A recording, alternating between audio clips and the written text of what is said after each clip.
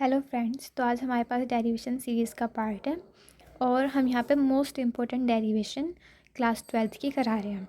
ये mostly boards में आती है। प्रिज्म का अपवर्तनांक हमें ज्ञात करना है। तो इसको करने के लिए हमें सबसे पहले जो ये चित्र है इसको समझेंगे, क्योंकि जो हमारी थ्योरी है वो हम इससे अपने आप से लिख सकते हैं अगर हमसे एक बार ये पूरा चित्र समझ में आ गया। तो सबसे पहले मैं आपको उसी लैंग्वेज में बता देती हूँ जिस लैंग्वेज में आप लिखेंगे। हमने माना कांच का एक प्रिज्म है जिसका अपवर्तनांक n है। ये हमने माना है और ये वायु में है, वायु में रखा है तथा एक प्रकाश की किरण PQ इसके पहले पृष्ठ पे, पहला पृष्ठ कौन सा है? AB पर आपतित होती है। ठीक है। और चित्र अनुसार जो हम देख पा रहे हैं कि QR दिशा में ये अपवर्तित हो रही है। हमारी जो आपतित किरण है PQ पहले पृष्ठ पे आ रही है और फिर QR दिशा में ये अपवर्तित हो रही है तथा RS दिशा में ये निर्गत हो जाती है। अब बिंदु Q पर जो हमारी किरण आ रही है तो आते वक्त वो कौन सा कोण बनाती है? अपवर्तन कोण। I क्या है हमारे पास? अपवर्तन कोण। तथा I हमारे पास आपतन कोण है और R हमारा अपवर्तन कोण है। तो देख रहे हैं जो हमारी किरण PQ आ रही है, मतलब वो आते वक्त जो कोण बनाएगी उसको हम आपतन कोण बोलते हैं, जिसे हम I से डिनोट करते हैं। और जो हमारा ये अपवर्तन होते वक्त जो ये कोण बनाती है R, उसे हम अपवर्तन कोण कहते हैं। और जो ये RS दिशा में जब वो निर्गत हो रही है तो यहाँ से जो हमारा आपतन कोण होगा वो R' होगा और जो निर्गत कोण होगा वो I' हो जाता है। और जब हम इन दोनों किरण को आगे बढ़ा के मिला देते हैं तो जहाँ पे ये बिंदु D पर काट रही है तो वो हमारे वहाँ पे विचलन कोण हो जाता है। इसे हम डेल्टा से डिनोट करते हैं। और अब मैं आपको इसकी थ्योरी लिख देती हूँ। तो फ्रेंड्स, यहाँ पे हमने इसकी जो लैंग्वेज है वो हमने लिख ली है। अब यहाँ से हम जानते हैं स्नेल के नियम से हम प्रिज्म का अपवर्तनांक क्या लिख सकते हैं। जो हमने अपवर्तनांक n माना है उसे हम लिख सकते हैं sin I upon sin R। ये हमारी फर्स्ट इक्वेशन है। और अब इसको हम ना स्टेप्स में लेते हैं कि हमारे पास ये है DQR और फिर है DQER। ये हमारे दो त्रिभुज हो गए। तो पहले हम फर्स्ट त्रिभुज देखेंगे, उससे इक्वेशन बनाएंगे, फिर सेकंड त्रिभुज से हम इक्वेशन बनाएंगे। देन हम ये पूरा जो चतुर्भुज है चतुर्भुज है AQER, फिर हम इससे एक इक्वेशन बनाएंगे और जो इक्वेशन बनेगी उससे हमारी I की वैल्यू आ जाएगी और R की, और देन हम इसमें वैल्यू पुट कर देंगे। तो इसलिए इस प्रकार ये हो जाएगी। तो हम सबसे पहले हम त्रिभुज DQR में विचलन कोण delta is equal to angle DQR प्लस एंगल ORQ,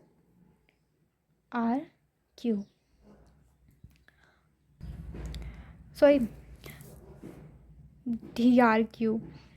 तो हम यहाँ पे लिख देंगे। अब हम ये एंगल्स देखते हैं। हमारा है DQR, यानी कि हम यहाँ पे क्या लिखेंगे? ये हमारा Q को मतलब Q एंगल लिखना है तो हमारा Q एंगल क्या आ जाएगा? I minus R। और DRQ एंगल क्या आ जाएगा? I' minus R'। और अब हम यहाँ पे I वाले एंगल एक साथ लिखेंगे और R वाले एंगल एक साथ लिखेंगे और ये हमारी इक्वेशन बन गई सेकंड। अब हम अपने दूसरे त्रिभुज की ओर चलते हैं, त्रिभुज QER। और हमें पता है कि किसी भी त्रिभुज के तीनों कोण का योग 180 होता है। तो हम यहाँ से ये जो हमें पता है इससे ही हम यहाँ पे इक्वेशन बनाएंगे। तो हमारे पास आ जाएगा R plus R dash plus E is equal to 180। R plus R dash plus E is equal to 180। ये हमारी इक्वेशन नंबर 3 बन गई। और अब हम चलते हैं अपनी त्रिभुज चतुर्भुज की इक्वेशन की तरफ। ए क्यू ई आर में यहाँ से हम देखते हैं चतुर्भुज के जो तीनों कोणों का चारों कोणों का योग होता है वो 360 होता है। तो यहाँ से हम जो इनके ये वाले कोण है ए और ई, इन कोणों का योग कितना होगा 180।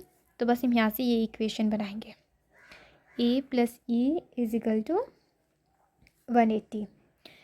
और ये हमारी इक्वेशन नंबर हो गई 4। और अब हम इक्वेशन थर्ड व फोर्थ से देखते हैं R plus R dash is equal to A, है ना। आर प्लस, क्योंकि ये दोनों इक्वेशन 180 के बराबर है। और जब हम इनको यहाँ पे मैं आपको करके दिखा देती हूँ, R plus R dash plus E is equal to A plus E, तो ई से ई कैंसिल हो जाएगा, यहाँ से हमारा R plus R dash is equal to A आया है। तो आई होप आप समझ गए होंगे। ये हमारी इक्वेशन नंबर 5 हो गई। अब हम इक्वेशन नंबर 2 व 3 से, अब हम 2 व 5 से हम देखते हैं जो हमारा डेल्टा होगा। आप देख सकते हैं हमारी सेकंड इक्वेशन है delta is equal to I plus I dash minus R plus R dash. तो हमारे से यहाँ पे आर प्लस आर डैश की वैल्यू क्या आई है ए, तो बस ये वैल्यू हम यहाँ पे पुट कर देंगे, आई प्लस आई डैश माइनस ए। और यदि हम डेल्टा को डेल्टा एम और तब मानते हैं, तब हमारा I equal to I dash आ जाता है।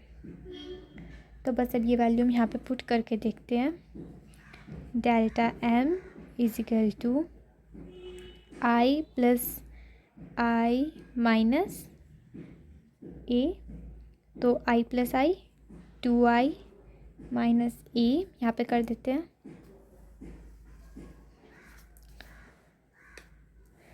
तो हमारा i इजिकल टू क्या आ जाएगा, delta m plus A upon 2। तो गाइस हमारी यहाँ से i की वैल्यू तो आ गई। अब ऐसे ही हम जब डेल्टा को हम डेल्टा m लेते हैं तो r dash is equal to r, और अभी हम इक्वेशन नंबर 5 में जब पुट करेंगे, इक्वेशन नंबर 5 क्या है हमारी यहाँ पे, तो यहाँ से हमारी r की वैल्यू आ जाएगी। जैसे हम r plus R equal to A लेंगे तो r इजिकल टू आ जाएगा a/2। तो गाइस यहाँ से हमारी r की वैल्यू आ गई और i की भी।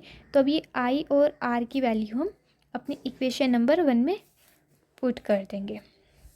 तो हमारा अपवर्तनांक n is equal to sine i की वैल्यू क्या आती है हमारी, delta m plus A upon 2। तो ये वैल्यू हम यहाँ पे पुट कर देंगे, delta m plus A upon 2, और अपॉन हमारा जो साइन है और r की वैल्यू क्या आती है a/2। तो इस तरीके से हम ये इक्वेशन को बहुत ईज़िली हमने प्रूव किया है। अगर सिंपल लगी हो और समझ में आई होगी तो प्लीज़ लाइक एंड सब्सक्राइब कीजिए एंड थैंक यू।